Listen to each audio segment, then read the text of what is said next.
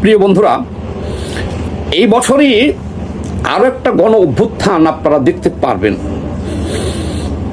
দেশ বিদেশের সমস্ত তথ্য বিচার বিশ্লেষণ করে দেখা যায় যে এই 2026 সালের, এটা হলো জুন মাস, ডিসেম্বরের মধ্যে আগামী 3 মাস থেকে 6 মাসের মধ্যে বাংলাদেশে আরো একটা গণ অভ্যুত্থান দেখবেন। এই গণ অভ্যুত্থানটা হবে বাংলাদেশে মৌলবাদের বিরুদ্ধে, রাজাকার, আল বদর, আল শামস এদের বিরুদ্ধে, বাংলাদেশে জঙ্গিবাদের বিরুদ্ধে। বাংলাদেশে শেখ হাসিনা বিরুদ্ধে যে সময় যে কোটা আন্দোলন হয়েছিল, এই কোটা আন্দোলনকারীরা কিন্তু আন্দোলনটা শুরু করেছিল এই ভাষায় যে বঙ্গবন্ধুর বাংলায় বৈষম্যের ঠাঁই নাই, শেখ হাসিনার বাংলায় বৈষম্যের ঠাঁই নাই, এইভাবে তারা আন্দোলনটা শুরু করেছিল।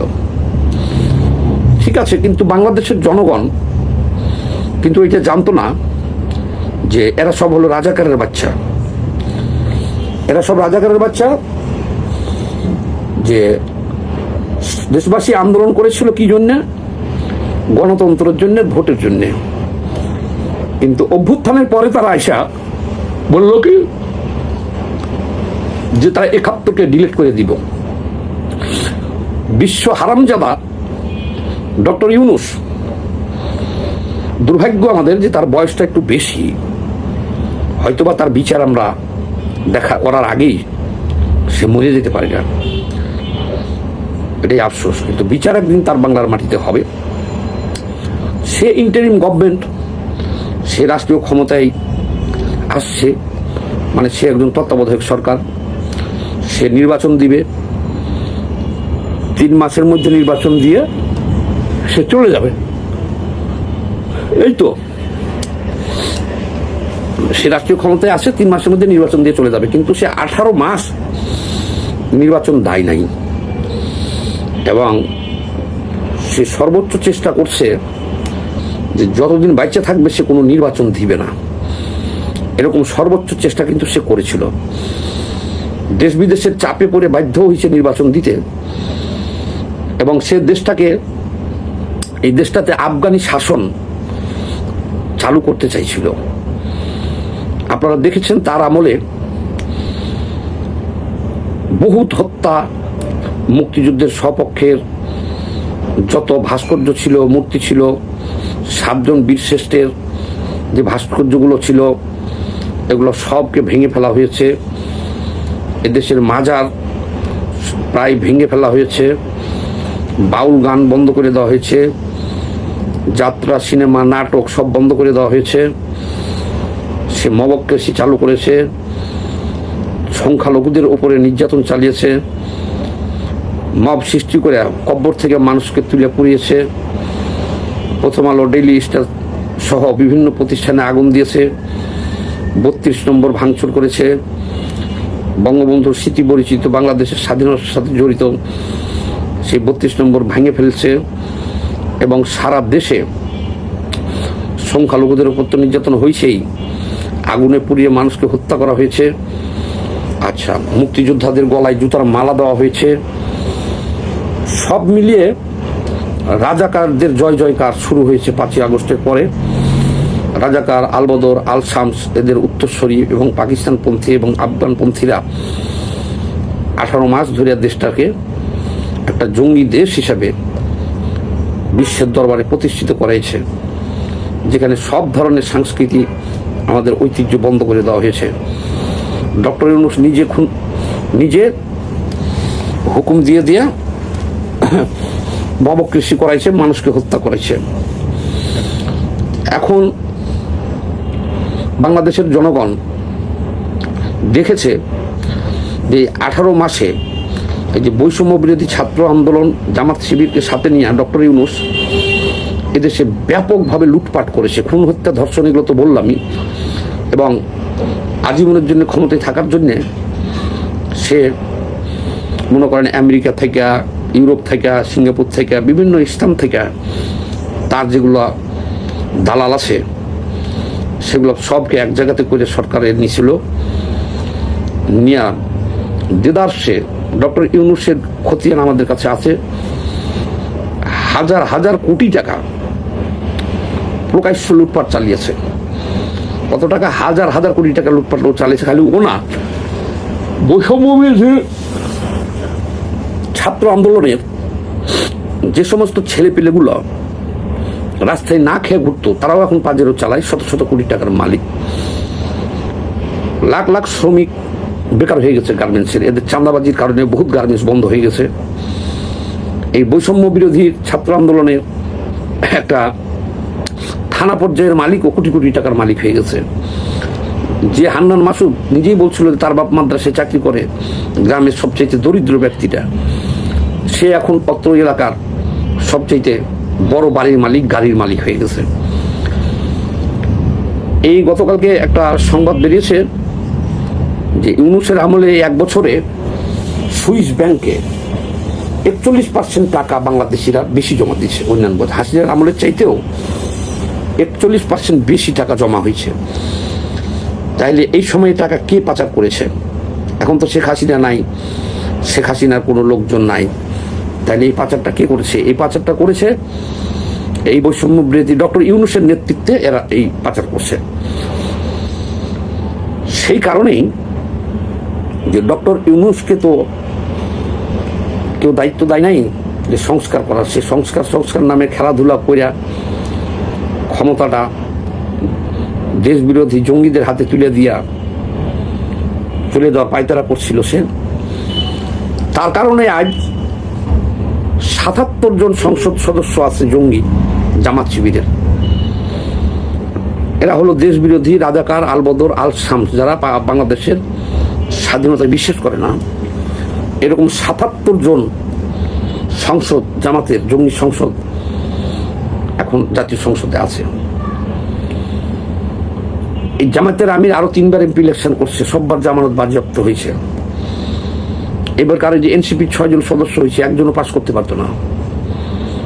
ডক্টর ইউনূস বিএনপির সাথে সমঝোতা করে, কারচুপি করে এদেরকে এই ৭৭টা আসন দিয়েছে। কিন্তু তার ইচ্ছা ছিল পুরো ক্ষমতাই জামাতের হাতে দিয়ে দেওয়ার।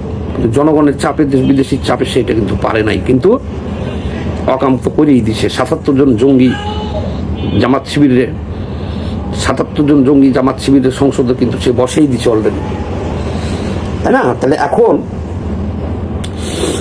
দেখেন বাংলাদেশে ফুটবল খেলা দেখাও হারাম করে দিছে।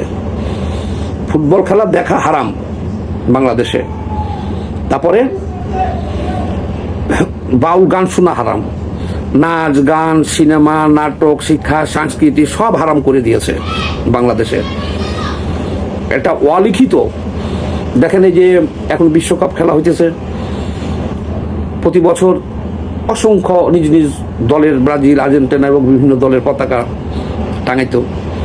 এবারকার সব নামায় ফেলছে, জঙ্গিদের নামায়। দেখেন এখন কালেমার পতাকা উড়াইছে। তাহলে আমরা কিন্তু এখন মোটামুটি একটা তালেবানি শাসনের মধ্যে পড়ে গেছি। মাদ্রাসায় অসংখ্য শিশু বলাৎকার হইতেছে, এর কোনো প্রতিকার নাই। তারা আরো ফতোয়া দিতেছে যে 12 রাকাত নামাজ পড়লে নাকি বলাৎকারের গুনাহ মাফ হয়ে যায়। ব্যারিস্টার শাহরিয়ার এই ফতোয়া দিয়েছে।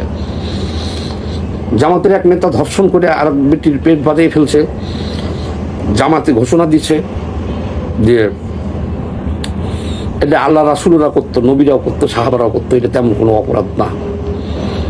যে মামুনুল হক শহীদুল নামক একজন মাওলানার স্ত্রীকে নিয়ে সোনারগাঁ রিসোর্টে ধরা পড়ে 501 নম্বর রুমে, সে এখন এসে হুঙ্কার দিয়ে ঘোষণা দিতেছে নির্জল লজ্জর ভাবে যে 501 সেলিব্রেট করবে, মানে উদযাপন করবেন।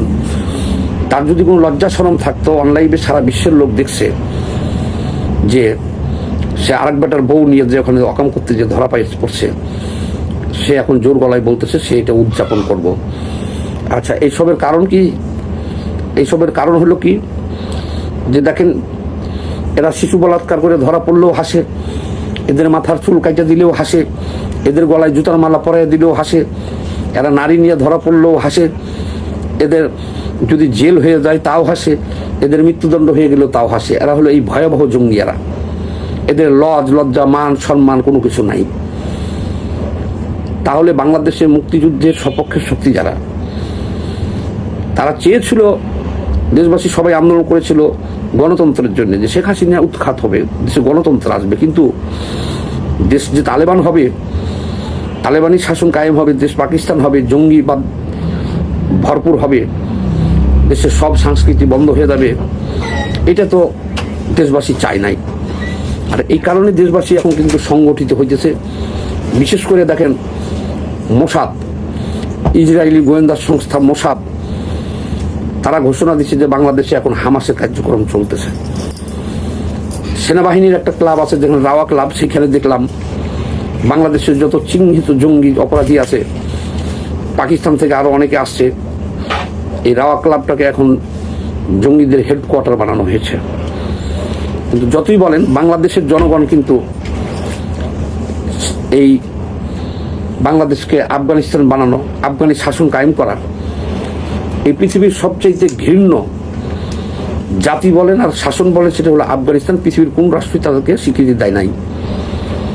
তাহলে সেই আফগানিস্তান বাংলাদেশ হয়ে যাবে, এটা তো বাংলাদেশের সচেতন, শিক্ষিত, সুশীল সমাজ, বুদ্ধিজীবী, মেহনতি মানুষ, সাধারণ মানুষ, যারা মুক্তিযুদ্ধের সপক্ষের শক্তি, যারা মনে করে যে 30 লক্ষ শহীদের বিনিময়ে আমাদের যে অর্জন, যে পতাকা পেয়েছি, দেশ স্বাধীন করেছি, এটা আমরা জীবন দেওয়া হলেও রাখবো, এই গোষ্ঠীটা মনে করেন যে এখন সংগঠিত হইতেছে।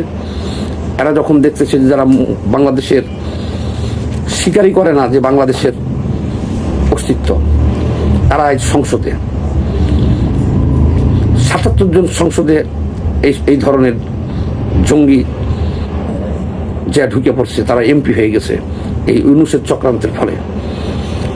সব হিসাব করে আমি দেখলাম, দেখেন কালকে 23 তারিখ আওয়ামী লীগের প্রতিষ্ঠা বার্ষিকী, এটাকে কেন্দ্র করে সরকার সেনাবাহিনী পর্যন্ত মোতায়েন করে ফেলছে, আরো 12,000 ফোর্স বাড়াইছে, নিজেরা পাহারা দিয়েছে, ওরা আতঙ্কিত হয়ে পড়ছে।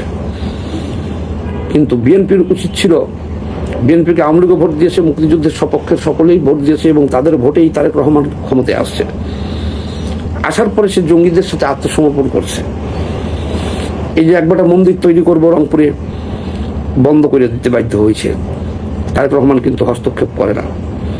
এই দেশটা এখন তৌহিদি জনতার নামে এই এক শ্রেণীর মোল্লা জঙ্গি গোষ্ঠী, এরা সবখানে বাগড়া দিতেছে, এরাই চালাইতেছে। তারা জিহাদ করতেছে বাংলাদেশে আফগানি শাসন কায়েম করার জন্য। এই জন্যে আমরা দেখতেছি মুক্তিযুদ্ধের সপক্ষের শক্তি যারা এই রাজাকার, আলবদর, আল শামস, বৈষম্যবিরোধী ছাত্র আন্দোলন, এবি পার্টি, এদের দ্বারা নির্যাতিত হয়েছে, চাঁদাবাজের শিকার হয়েছে, যাদের পরিবারের সদস্যকে এরা হত্যা করেছে। এখন আওয়ামী লীগকে দেশবাসী মজলুম হিসেবে দেখতেছে। এই 18 মাসের বাড়াবাড়ির ফলে, এত অপরাধ করার ফলে শেখ হাসিনা কি অপরাধ করছিল, এটা কিন্তু সব জনগণ ভুলে গেছে, ওটা মনেও করতে চায় না। সবাই এখন বলতেছে শেখ হাসিনার আমলেই আমরা ভালো ছিলাম। কাজে শেখ হাসিনার বিচার করবেন বা কি করবেন, ওই চ্যাপ্টারই তো ক্লোজ। তার আগে তো বিচারের মুখোমুখি হইতে হবে আপনাদের। এই ভিডিওটা বেশি বেশি করে শেয়ার দিন। বাংলাদেশে কোনোদিনই এই জামাত, শিবির, রাজাকার, আলবদর, আল শামসদের ঠাঁই হবে না। এদের বিরুদ্ধে, তারেক রহমানের বিরুদ্ধে না, এদের বিরুদ্ধে একটা বিপ্লব এবছরই হবে।